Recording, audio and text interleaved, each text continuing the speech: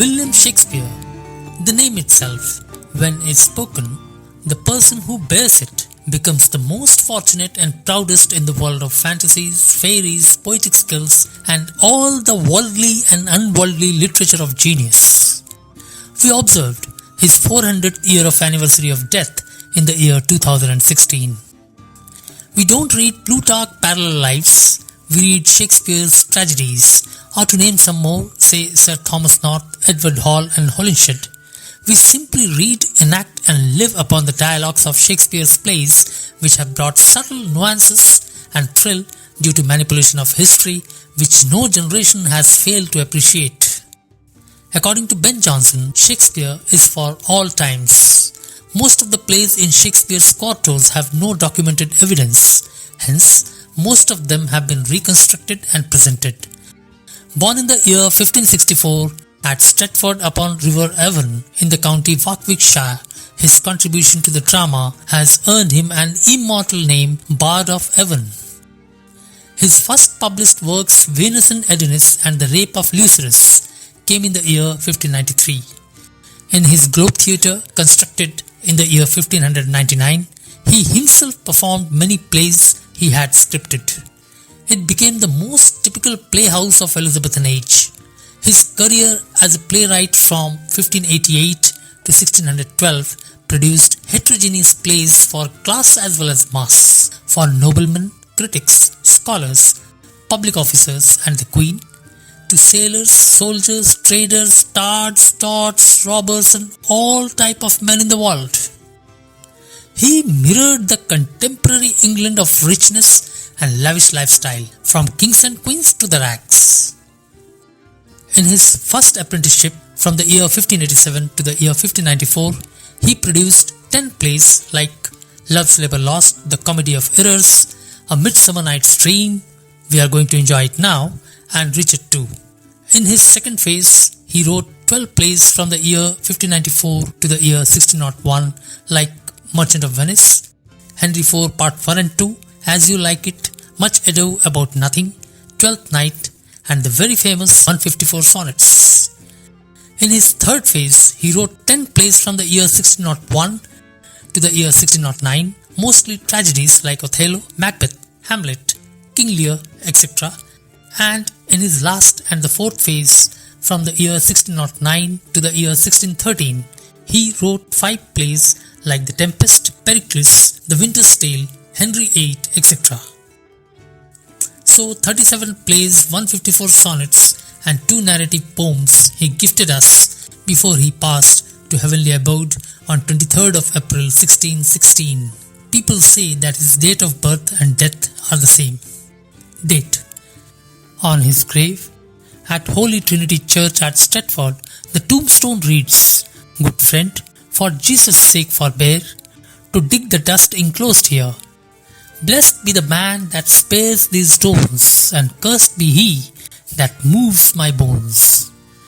Shakespeare's sonnets are again very special. The sonnets from 1 to 126 are for a fair youth, and from 127 to 154 for a dark lady, all written in a special style of 14 lines divided in rhyme scheme as AB, AB, CD, CD, EF, EF and GG, all in iambic pentameter. When we study his characters like Falstaff, Touchstone, Portia as Balthazar, or even Shylock and Malvolio, we find each character of subplots, mostly 4 to 5 acts, finding colorful shades of human error, be it romance, be it lifestyle, be it a tragedy, be it melancholy or a comedy or a love story. Let us watch this video of Portia playing the role of a lawyer apprentice to save Antonio in court. See how Shylock was defeated miserably in Merchant of Venice.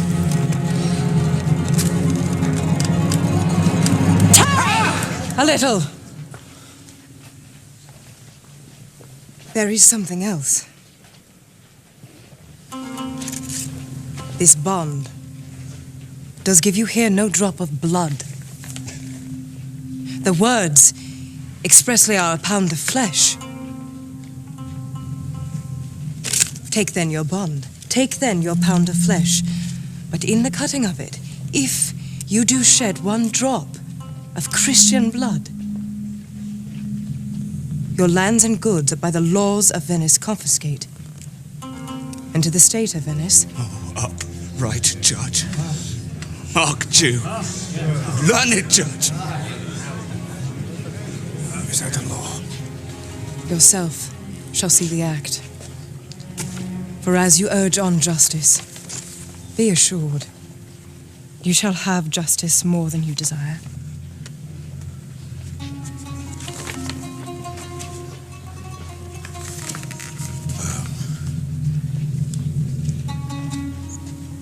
I take the offer, then. Pay the bond twice, and let the Christian go.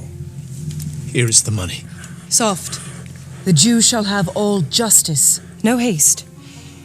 He shall have nothing but the penalty. Therefore prepare you to cut off the flesh. Shed then no blood, nor cut you less nor more, but just a pound of flesh. If you take more or less than a just pound, be it but so much as makes it light or heavy in the substance or division of the 20th part of one poor scruple, nay, if the scale do turn but in the estimation of a hair, you die, and all your goods are confiscated. A second Daniel. Now, infidel, I have you on the hip. Why does the Jew pause? Shall I not have even my principal? You shall have nothing but your forfeiture, to be so taken at your peril, Jew. Why did the devil give him good of it? I'll stay, no longer question. Tarry, Jew, the law has yet another hold on you. It is enacted in the laws of Venice. If it be proved against an alien that by direct or indirect attempts he seek the life of any citizen, the party against which he does contrive shall seize one half of his goods. The other half comes to the privy coffer of the state. And the offender's life lies in the mercy of the Duke only, against all other voice.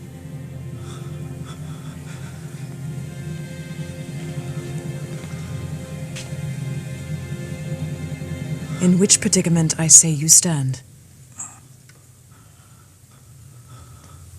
Down, therefore, and beg mercy of the Duke. And what shall we say about a fairy world in which Oberon demanded that love in idleness flower, which was shot at by Cupid and which had magical powers of love at first sight if its drops fell on anybody's sleeping eyes? Puck brought the flower for Oberon. He puts its juice on his own Queen Titania and had said, whatever you see when you wake, be it a wolf or bear or bat or snake, when you wake up is your dear, so wake when some wild thing is near. Guess what happened next? His queen fell in love with someone. I will let you know after some time. But it was the effect of that love potion. No one is to be blamed. Or in Hamlet, this above all to thine own self be true. Or Inobaba's comment on Cleopatra's character, age cannot wither her, nor custom stale her infinite variety. Or Lysander's protest before his elopement with Hermia, the course of true love never did run smooth. But sometime later, love changes course and Hermia shouts at Helena like this, you stole my love's heart from me. And also read Henry IV Part 1. Especially the character Falstaff is immortal due to his pithy statements and quick-witted answers. Once in the battlefield, as a soldier, he described the meaning of word honor to Prince Henry mockingly as his catechism. He's not due yet. Let's watch this video. I'd be loath to pay him before his day. What need I be so forward with him that calls not on me? Well, 'tis no matter. Honour pricks me on. Yea, But how if honour prick me off when I come on? How then? Can honour set to a leg? Can honour set to a leg? No. Or an arm? Or an arm? No. No. Take away the grief of a wound? Or take away the grief of a wound? No. No. Honour has no skill in surgery. Honour hath no skill in surgery then? No. What is honour? A word. What is in that word, honour? What is that? Honour. Air. A trim reckoning. Who hath it? He that died a Wednesday. Doth he feel it? No. Doth he hear it? No. Is it insensible then? Yea, to the dead. But doth it not live on with the living? No. Why? Detraction will not suffer it. Therefore, I'll none of it. Honour is a mere scutcheon. And so ends my catechism. Not only this, in an unrequited one-sided love, he quoted a unique dialogue through Duke Orsino in the 12th Night, who was in love with Olivia, as, "If music be the food of love, play on, give me an excess of it." And do you remember the dialogue of Caesar, Julius Caesar? "Cowards die many times before their deaths. The valiant never taste of death but once." I would like you all to mind one monologue of Jack, of As You Like It, the most melancholy character Shakespeare ever produced. The video. All the world. Stage. This wide and universal theatre presents more woeful pageants than the scene wherein we play in. All the world's a stage, and all the men and women merely players. They have their exits and their entrances, and one man in his time plays many parts, his acts being 7 ages. At first, the infant, mewling and puking in the nurse's arms, and then the whining schoolboy, with his satchel and his shining morning face, creeping like snail, unwillingly to school. And then the lover, sighing like furnace, with a woeful ballad made to his mistress's eyebrow. And then the soldier, full of strange oaths and bearded like the pard, jealous in honour, sudden and quick in quarrel, seeking the bubble, reputation, even in the cannon's mouth. And then the justice, in fair round belly with good capon lined, with eyes severe and beard of formal cut, full of wise saws and modern instances, and so he plays his part. The 6th age shifts into the lean and slippered pantaloon, with spectacles on nose and pouch on side, his youthful hose well saved, a world too wide for his shrunk shank, and his big manly voice turning again toward childish treble, pipes and whistles in his sound. Last scene of all that ends this strange, eventful history is second childishness and mere oblivion. Sans teeth, sans eyes, Sans teeth, sans taste, sans eyes, sans taste, everything. sans everything. Now, dear young friends, I present to you the summary of Shakespearean play Midsummer Night's Dream, which was originally written in Shakespearean quartos during the year 1595-96. It is a 5-act play with 9 scenes, that is 2 scenes each in acts from 1 to 4 and 1 scene in the concluding act. In Yuvakbharati course book of Standard 11 of Maharashtra Board, Act 3 Scene 2 of the play has been published from page 151 to page 171, and in page 152 you can see an image in which a queen is in love with a donkey head. It is the height of comedy in this play. The play is a comedy. I wish to present the summary of the whole play. It is based on a love hormone and some stupidities in subplots. The story goes like this. The Duke of Athens, Theseus, is going to marry Hippolyta, the Amazonian queen of Asia Minor. Theseus has captured Amazon, but both Athenian king and Amazonian queen are in love and both are residing in Theseus' palace. Their nuptial ceremony is just 4 days away. The entire kingdom is in celebration mode. Each countryman is preparing something or the other to present to the king on his marriage day. Pomp, show, festoons, gastronomic delicacies, and above all of them, the moon, which is the greatest symbol in the entire play, are delightful. The play has 3 main stories. The first is about love stories with lots of twists and turns. The second is about the world of fairies, and the third is about a play within a play. Let us go one by one. The opening scene, Act 1, Scene 1, shows us the courtroom of Theseus, where Duke and his going-to-be Duchess of Athens, the Amazonian queen, are sitting, though unwilling to be just due to festive moods. Present in front of them is the case of a frustrated father Aegeus, who demands that his daughter Hermia must marry Demetrius, a groom of his choice, as it was a clearly established and well-defined law of Athenian soil that a daughter must either marry according to her father's choice or must die. Daughter Hermia is unwilling to marry Demetrius as she is madly in love with Lysander.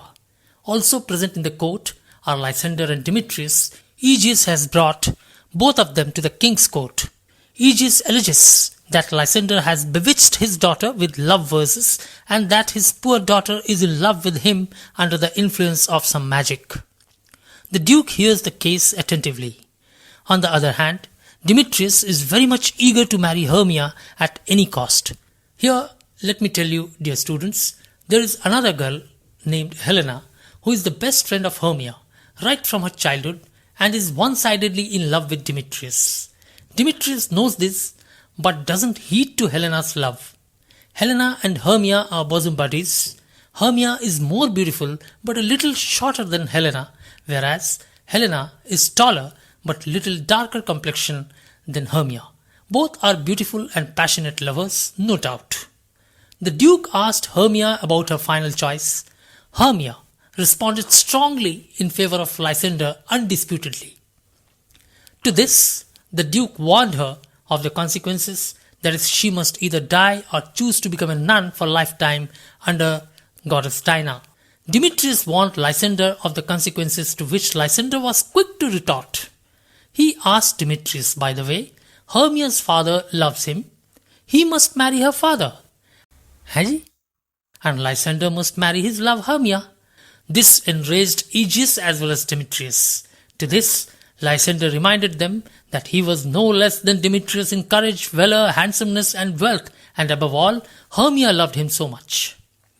After some argument, the Duke gave his last word to Hermia to think and decide within 3 days whether she would marry Demetrius or would fall prey to death, if not as a nun, and left the palace accompanied by Hippolyta, Demetrius and Aegeus. Now Lysander and Hermia are alone in the courtroom.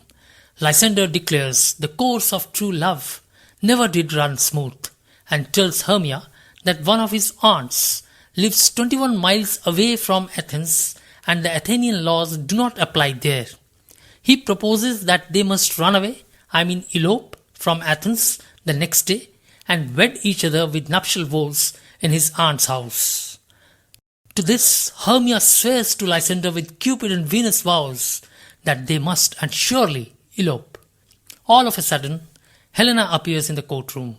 Hermia tells Helena about their plans of elopement from Athens, at least to console Helena that she never loved Demetrius, whereas Helena is still hopeful that she would get her love Demetrius someday. Now we enter scene 2. It is the house of Peter Quince. As I told you some time ago, countrymen were busy preparing something or other to present to the king on his marriage day. In one corner of the kingdom, the scene is set upon 6 simpleton citizens of the kingdom. They are simple workers.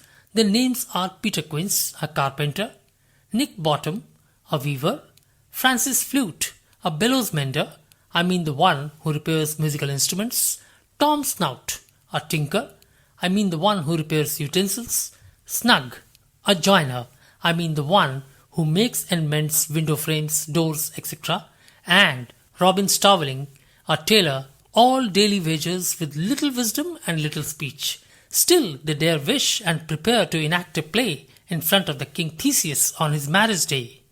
Now, what is the play? The play is about a tragic but famous love story of ill-fated lovers Pyramus and Thisbe of Babylon. As I said, now this is the play within the play. It is a Roman mythological story in which Pyramus and Thisbe live in their connected houses. I mean adjacent houses with one wall in common. The parents are bitter enemies. In that case, as they were badly in love, they would whisper their love through a crack in one of their common walls. They would exchange their love messages through stones and straws. One day, they plan to run away from there. They decide to meet at Ninus' tomb before eloping. Thisbe reaches the tomb first, but sees a lioness with blood-stained mouth and runs away, leaving behind her cloak. You may say dupatta or a veil in common terms. After some time, Pyramus arrives but sees Thisbe's blood-stained cloak, which the lioness has torn. He assumes that the lioness has killed his Thisbe and hence kills himself in Babylonian style, that is, falling upon his sword. After some time, Thisbe arrives and sees that Pyramus is dead. She too kills herself with the same sword. This is the story of two faithful lovers. Now, these 6 idiots are planning to enact this play. They are discussing about the play. Quince, who would play Thisbe's father, dictates the roles to the counterparts. Nick Bottom, the most intelligent of them all, would play Pyramus. Bottom asks, now who is Pyramus? Hero, tyrant, who? And yes, he wants to play 2-in-1 role of Pyramus and Thisbe without knowing the real story. Haji?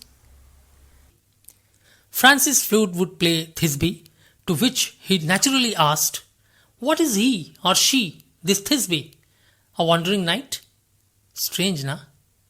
Snout would play Pyramus' father, Snug would play a lioness, and Robin Starveling would play Thisbe's mother. No dialogues, no script, and no idea about storyline. Still there was no fear. Snug asked Quince whether the dialogues of lioness were ready. Strange, na? Pyramus and Thisbe's story is a tragedy. Bottom discovered it as a comedy. Strange, na? He takes comic element in the scene which shows Pyramus drawing his sword and killing himself. Bottom is afraid that ladies in audience on marriage day may get afraid of sword and he should think some other alternative instead of sword. And many more things these idiots comprehend as to how ignorantly they would be spoiling the Babylonian story. I hope you understand now as to what would happen. So roles were distributed and it was decided amongst themselves that they would meet the next day in a forest to do rehearsals in moonlit night, as there would be no disturbance. This is the third of the 3 stories which I said the play is all about. Now we move on to Act 2, Scene 1. Act 2 opens with our second story that is about fairyland in a forest near Theseus' kingdom. The forest fairies have come very close to the borders of the kingdom because they too wish to attend king's marriage ceremony. The fairies, dear students, you know, cannot be noticed but they live around us. And if not, at least fictitiously, just believe it or you may not enjoy it. Why? Don't you love Harry Potter series? I mean Hogwarts, Shell Cottages, Diagon Alley, Quidditch, Ministry of Magic, Potions, Horcrux, and of course Hogwarts Express train running from King's Cross railway station from an invisible platform number 9 3/4. And yes, about potions? If yes, you will love this fairy world too. You will also love to see the effect of love potion in this play. This love potion is an extract of love in idleness flower. So, this fairy world story is like this. Oberon is the fairy king and Titania is his fairy queen. Both of them are seen fighting for an Indian boy, a page. Oberon wants this cute Indian boy to be his henchman, but that lovely boy is in the custody of Titania, the queen. Titania charges Oberon of flirting with fair mortal ladies, whereas Oberon blames Titania to be hovering around the Duke of Athens, that's Theseus. The fight was quite tormenting to both. Some assistant fairies are in Duke's side and some others are Titania's pages. The four main fairy servants of Titania are Peace Blossom, Cobweb, Moth and Mustard Seed. They take care of the queen. The King Oberon has on the other hand a very versatile servant on his side. His name is Robin Goodfellow, alias Puck, which is a spirit. He is the king's henchman, assistant, servant and honest confidant. The king was furious because his queen insulted him in front of their fairy servants and also has not given him his favourite page, that Indian boy. Very much disappointed and grumpy, King Oberon summoned his assistant Puck and insists to recall when they both had once seen a magical flower. It is believed that Cupid, the god of love and desire, the son of goddess Venus, who would shoot arrows of love to strike on beautiful ladies in the world to make them fall in love with him, had once shot an arrow on a beautiful queen but missed it, and instead it hit a flower. The petals of that flower turned from white to purple, and due to love's wound, the flower's juice became a love potion. That flower is named as love in idleness flower. If the juice of the petals of that flower is extracted and put on the eyelids of any sleeping person, after some time, when that person wakes up, he or she falls madly in love with the first person or thing they see. Haji? Strange, na? So Oberon ordered Puck to bring that purple flower. He would put the juice of that flower in Titania's eyes. When she would be fast asleep, she would fall in love with a lion or an ape or any wolf or a monkey, etc. And during that infected time, he would steal that Indian boy from her custody. Puck promised his king that he would travel around the earth in 40 minutes and bring that flower for his master. Puck flew away. No sooner did he leave, Oberon saw an Athenian man and an Athenian woman quarrelling. Oberon could recognize them as Athenians because of their unique dress styles. Something specific about Athens and their citizens. They were actually Demetrius and Helena. Now coming to the first story in Act 1, Scene 1, as decided by Hermia and Lysander, they eloped at their scheduled time from an established trysting point towards this forest. Meanwhile, Helena, who had all information about their elopement, had revealed this fact to her beloved Demetrius, hoping that Demetrius would return and propose to her. Helena. She revealed that secret to Demetrius because she wanted Demetrius must love her and not Hermia. But we know, as per the Act 1, Scene 1, Hermia's father wants that Hermia must marry Demetrius, and Demetrius too wishes to marry Hermia. Helena was quite unlucky again. In fact, this was not to happen. Demetrius amorously followed the pair towards the forest. So Helena too followed Demetrius. After reaching the dense forest, Demetrius notices that Helena is following him. Demetrius appeals to Helena not to follow him as he loves Hermia and that he never has doubted or enticed or said anything fair and lovely about Helena in the past. Plainly, he doesn't love Helena, and she must quit from his life. He wants to kill Lysander for his fair Hermia. She calls him iron and herself a heart of steel with thick resolve. She won't stop till Demetrius confesses his love for her. Oberon was watching all this from distance. Bitter tongue of Demetrius created many holes in Helena's heart. Still, she is resolved to get back her love, though it was unrequited love at that point in time. Oberon feels bad about Helena and pities her situation. Demetrius proceeds farther with faster paces, so does Helena, following him. Both of them move ahead. Meanwhile, Puck enters with the much-awaited love potion encrypted in flower petals of love in idleness flower. Oberon is very happy. He extracts the juice of that flower and gives some of it to the Puck and instructs him to follow a path where two Athenians have gone.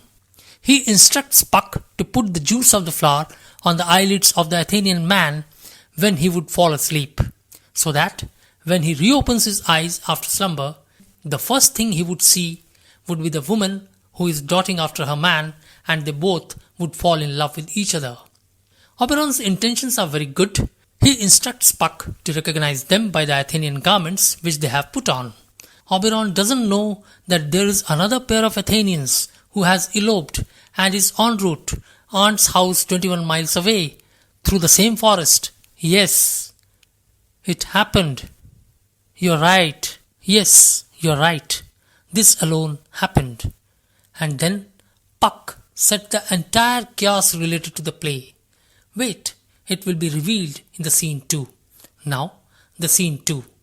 Oberon, as per his plan, moves towards his sleeping queen Titania, tiptoes towards his queen and puts that love potion on the eyelids of Titania and says, "What you see when you wake, do it for true love take, love and languish for his sake, be it ounce or cat or bear, pard or boar with bristled hair, in your eye that shall appear when you wake is yours, dear. Wake when some wild thing's near." Squeezed it, happily he runs away to watch the next drama. Now we talk about the first pair of lovers, Lysander and Hermia, who have now reached the dense part of the forest and are very tired. So they decide to sleep by preparing a thatch bed, keeping modest distance between themselves as they are not yet wedded. Yes, the chaos which you are suspecting knocks the door of this wonderful play. See the comic timing of Shakespeare. Puck arrives near their thatch beds. They, Lysander and Hermia, are Athenians. Assuming that Athenian man is the one on whom, as his master Oberon has instructed, the love potion is to be applied, he applies it on Lysander. Yes, Lysander. Now the play will turn anti-clockwise. Puck disappears merrily. Demetrius and Helena arrive at the same spot. Again they have a bitter argument. Demetrius moves ahead very fast, whereas Helena, who is now tired, decides to take some rest. She sits at the same spot where Hermia and Lysander are sleeping. Helena spots Lysander and assumes that he has been murdered by Demetrius. She tries to wake Lysander. "Good sir, awake, if you are living. Thank God, there is no wound, no blood around you. Please wake." Lysander wakes up. He sees Helena at his first sight, and the words which gushed out of his mouth were, "And run through fire I will for your sweet sake." Transparent Helena, nature shows art that through your bosom makes me see your heart. Helena lost her breath for some time, gathered courage and protested. "Do not say so, Lysander. Say not so. What though Demetrius love your Hermia? Lord, what though? Yet Hermia still loves you, so be content, Lysander." Lysander replied, "Content with Hermia? No, I do repent the tedious minutes I have spent with her. Not Hermia, but Helena I love. Who will not change a crow for a dove?" Helena simply runs away. Lysander follows Helena. In the meantime, Hermia wakes up. She had a fearful dream in which she saw a snake crawling round her torso. Afraid, she too starts running towards Lysander for help and security. Now we enter Act 3, Scene 1 and Scene 2. It is a high comedy, a masterpiece comic timing and your laughter. Please recall Act 1, Scene 2. Those 6 simpleton workers, quince, bottom, snug, snout, flute and starveling. Do you remember? Yeah. They had decided to meet in moonlit night in the forest for rehearsals. Yeah.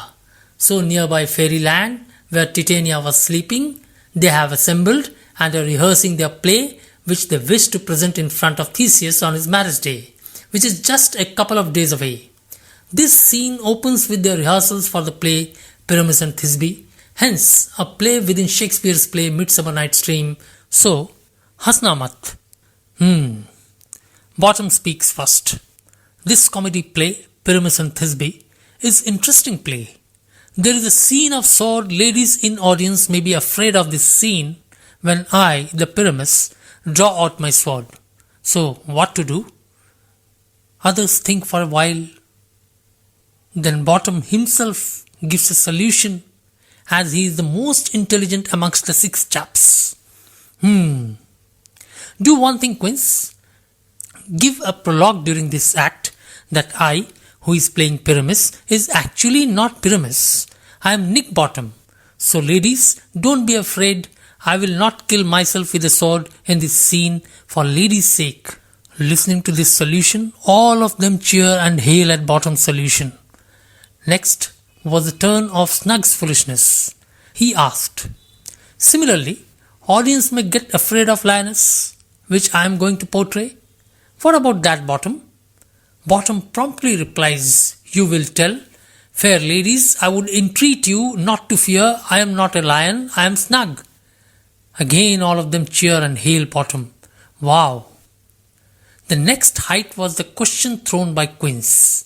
Dear Bottom, Pyramus and Thisbe killed themselves in moonlight, whereas that play will take place inside the palace.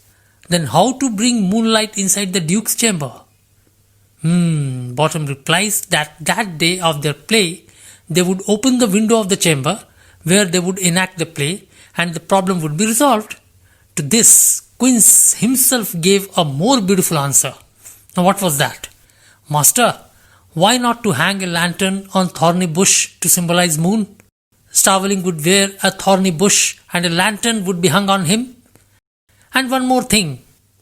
How to bring a wall in the play, as Pyramus and Thisbe would exchange love messages through a crack of a wall between the 2 houses.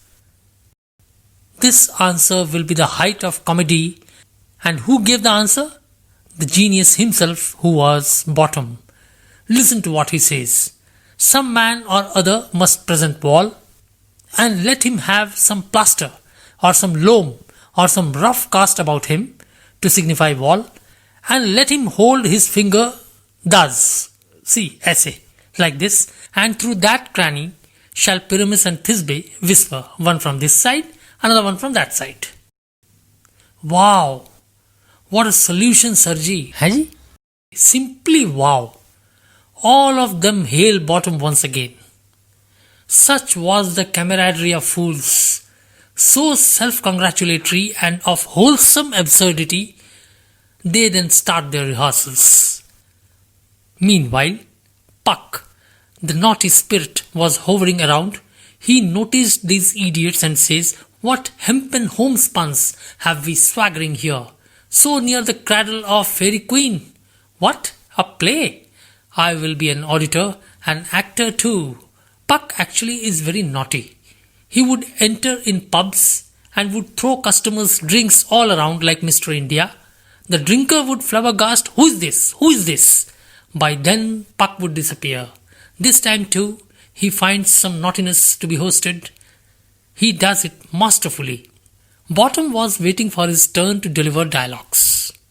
Puck, the spirit, comes near Bottom from behind and places a donkey head over him and disappears. Bottom doesn't even know that he now looks like an ass. When his turn comes, he starts delivering his dialogues. Orders, savors, sweet, so has your breath, my dearest Thisbe dear. Oh no! All 5 friends shout out of fear and run away seeing Bottom, as Bottom is a donkey head now. Bottom cannot understand this. He takes this as a knavish stand of his friends. Maybe they are jealous of his acting and cannot stand in front of him. Wow. But Quince tried to hint to Bottom that he looks like a donkey. But Bottom is convinced that he is the best actor and hums a song on some birds. The ousel cock so black of hue with orange tawny bill, the throstle with his note so true, the wren with little quill. Hearing this, Titania wakes up from a slumber. What angel wakes me? Bottom replies, the finch, the sparrow and the lark. The plain song, cuckoo grey. Bottom, the donkey head, was the first person whom Titania sees with her infected eyes and says, I love you, mortal man. Sing again, sing again. It is melody in the air. Pebble blossom, cobweb, moth and mustard seed, where are you? All of them appear. She orders them, be kind and courteous to this gentleman. Bring purple grapes, green figs, mulberries and honey bags. Fan him with butterfly wings and elves. Be courteous to him. All servant chorus. Hail mortal, hail, hail, hail mortal, hail, hail. Hence bottom is treated like a king. Now we enter scene 2 of Act 3. Oberon asks Puck if his queen Titania has woken up. Puck sadly replies that she is madly in love with the donkey. Before Oberon could respond, both Oberon and Puck see Demetrius and Hermia enter the scene. Hermia is asking Demetrius about Lysander, whereas Demetrius wants that Hermia should reach Athens with him at the earliest. Hermia is angry at Demetrius and is equally frustrated without any clue about Lysander in the vicinity. Hermia warns Demetrius of adverse consequences if Demetrius followed her, and she disappears. Demetrius is now helpless as well as tired. He decides to sleep for a while before hunting Lysander. He sleeps there. Oberon confirms from Puck if that man was the same Athenian on whom he had poured the love potion.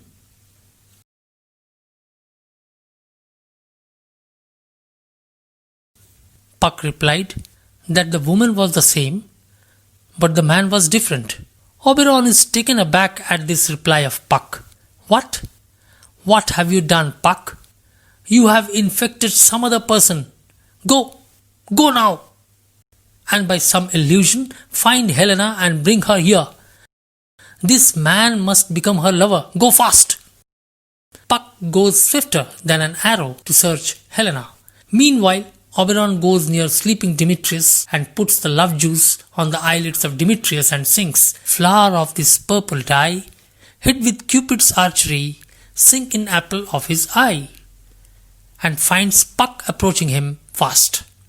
Puck says to Oberon that Helena is nearby, and the same person on whose eyelids he had put the love juice is also following her, pleading her lover's fee from her.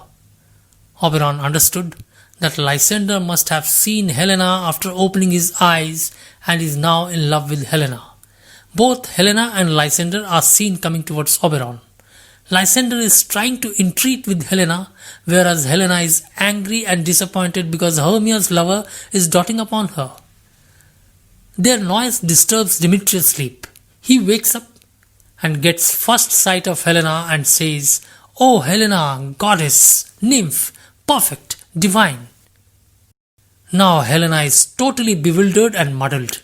She protests, "Oh spite, oh hell, I see you all are bent to set against me for your merriment. If you were civil and knew courtesy, you would not do me such injury. Can you not hate me, as I know you do, but you must join in souls to mock me too?" So now you see, both Lysander and Demetrius are after Helena, and she is out of the world for both of them. Till some time ago, Hermia was the apple of their eyes. Now Hermia's love is declined. Yes, love is so blind. Meanwhile, Hermia, who is in search of her beloved, enters the scene. Seeing Hermia, Helena uttered, "Oh, all three of you have conspired against me to play this false sport. You all think that I am a love-lorn poor lady, so you all are plotting against me, right?" Hermia could not understand anything at first, but after some time, when she saw Lysander singing praises about Helena, she gets completely disordered. Demetrius is also seen doting on Helena. Lysander calls Hermia a dwarf, a minimus, a loathed medicine and hated potion which is not for love. Hermia is completely shattered after listening to this. Then starts a big fight between Hermia and Helena. The bosom buddies, the childhood friends, who now suspect each other of having stolen their loves. The thieves of love. Watch this. Oh, me! You, juggler! You canker blossom, you thief of love! What have you come by night and stolen my love's heart from him? Fine faith! Have you no modesty, no maiden shame, no touch of bashfulness? What, will you tear impatient answers from my gentle tongue? Fie, you counterfeit, you puppet, you! Puppet? Why so? Aye, that way goes the game. Now I perceive that she hath made compare between our statures. She hath urged her height, and with her personage, her tall personage, her height forsooth, she hath prevailed with him. And are you grown so high in his esteem because I am so dwarfish and so low? How low am I, thou painted maypole? Speak! How low am I? I am not yet so low but that my nails can reach unto thine eyes. I pray you, though you mock me, gentlemen, let her not hurt me. I was never cursed. I have no gift at all in shrewishness. I am a right maid for my cowardice. Oh, she's angry, she's keen and shrewd. She was a vixen when she went to school. And though she be but little, she is fierce. Little again! Nothing but low and little. Why would you suffer her to flout me thus? Let me come to her! Yes! After this, Lysander and Demetrius also challenge each other for a fight. Demetrius follows Lysander. Seeing this, Oberon feels sorry and instructs Puck to delay the night till the chaos is normalized and errors are rectified. Puck takes the orders and leaves after promising his master that everything will be alright before dawn. Puck changes his voice and sometimes speaks like Lysander and sometimes like Demetrius when they challenge each other to fight but cannot see each other because Puck is changing their directions by imitating their voices. He confuses them throughout the night. Demetrius challenges Lysander as, "Lysander, you coward! Where are you? Come and fight!" Puck would imitate the voice of Lysander and say, "I am here, you coward! Don't talk to bushes! Come, fight!" But they could not meet for a long time. Both get tired, Lysander finds a place and sleeps. After some time, Demetrius also reaches the same spot and vows to kill Lysander in daylight. And he also sleeps. Helena enters the same spot and feels very tired. She wants to give rest to her sorrowful eyes. She sleeps. Hermia enters and sleeps just beside Lysander because she was tired of her venomous tongue due to her verbal duel with Helena. Puck approaches the sleeping pairs. He squeezes the juice on Lysander's eyelids and disappears. Everything was okay before the dawn and within their sleep. The chaos and the night accidents must subside now. Now we reach Act 4, Scene 1. The pairs are still lying asleep. On the other hand, Oberon is watching his wife in love with a donkey head, playing melody, loving him, peace blossom, scratching bottom's head. All are at his service. After some time, they sleep. Servant fairies disappear. Oberon enters with Puck and pities his wife's dotage sight. He reapplies the juice on Titania's eyelids to undo her false love effect and resume her normalcy of love with Oberon, her husband. She complains to Oberon that in her dream she saw herself loving a wild ass. Oberon points at her dream ass, who was Bottom, lying fast asleep and asks, "Was he your love?" "Yes, yes," protested Titania and kicked Bottom. But Bottom, the ass, lying happily, enjoyed that kick. Quite dreamy and enjoying Titania's love kick in his dream. Both Oberon and Titania dance for a rehearsal as the entire fairy band would be enjoying their midnight solemnly in Theseus' castle at midnight after his marriage, which is just a day away. With the new dawn, also a hunt party of Athenians is seen. Theseus, Hippolyta, Aegeus and a train of ministers, soldiers and servants have entered the forest. Aegeus finds his daughter Hermia sleeping in the woods. Aegeus shouts an SOS, a distress signal. All Athenians, including the Duke and the Duchess, reach the spot. Lysander, Helena and Demetrius are also sleeping there. Huntsmen wake them with their horns and music. All the four lovers wake up. Demetrius' eyes on Helena, Lysander's on Hermia. Aegeus was totally engulfed in fire of anger. My lord, this is not fair as per the Athenian law. See, this man Lysander has influenced my boy Demetrius." But Demetrius is now happy with Helena and Lysander with Hermia. Seeing this, the Duke declared that he breaks that old Athenian law which doesn't allow lovers of their choices, and further declared that by and by his own marriage, the two couples would be wedded in the same temple. The scene 2 of Act 4 is a short scene depicting Queen's house once again, where the 6 idiots are fine-tuning their comedy play, Pyramus and Thisbe. We reach the concluding act. Act 5, only one scene. It is the Duke's palace and his marriage ceremony. Philostrate performs the marriage rites not only on Theseus and Hippolyta, but also on Lysander and Hermia and on Demetrius and Helena. After the marriage rituals, now it is the turn of entertainment. Philostrate tells the Duke that 6 countrymen have prepared a play and they wish to perform it. All of them agree to hear and watch it. Enters Quince with his prologue, reads it, but the text is totally impaired and full of grammatical mistakes. Theseus is not convinced, still the play must go on. Pyramus, Thisbe and a wall enter the scene. Oh no!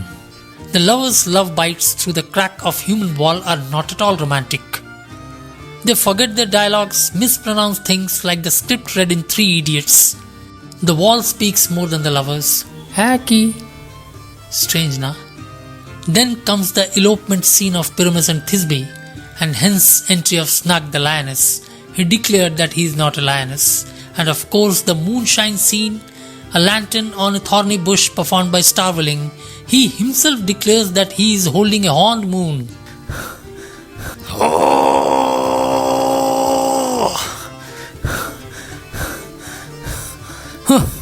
Audience get impaired vision seeing the play. Somehow, the death scene also gets over because Bottom won't place himself on sword to kill Pyramus. Laughter, laughter and laughter. Then Bottom comes on the stage to read the epilogue of the play. Seapa. Theseus was the first to shout, "No, no more epilogue or prologue. Thanks." The play concluded, but the 6 idiots are still not sure whether audience liked it or not. Claps were missing. Maybe audience became too emotional to clap. Oh my god. A grand feast takes place. All go to their houses and retire. Fairies enter the scene to bless Athenians, especially the 3 bride beds of the night. Everything is set beyond the cool reasons and at the heights of one's fantasies. Kyun? है ना? Hence the play gets over. My dear students, Shakespeare, through his play, tries to explore how people tend to fall in love with those who appear beautiful to them. People we think we love at one time in our lives can later seem not only unattractive but even repellent. For a time, this attraction to beauty might appear to be intense and passionate love. But one of the ideas of the play is that real love is much more than mere physical attraction, which we call infatuation. Only Hermia and Helena remain true to their love and trust. The play also deals with the theme of order and disorder. The order of Aegeus' family is threatened because his daughter wishes to marry against his will. The social order to the state demands that a father's will should be enforced. When the city dwellers, the 2 couples, find themselves in the wood, away from their ordered and hierarchical society, order breaks down and relationships are fragmented. But relationships are more happily rebuilt in the free atmosphere of the wood before the characters return to society. An outing, so, was a must in this play. Conclusively, dear students, I appeal to you all, once in lifetime, read all works of Shakespeare, enact at least one out of his 37 plays, if not the entire play, at least one act or one scene.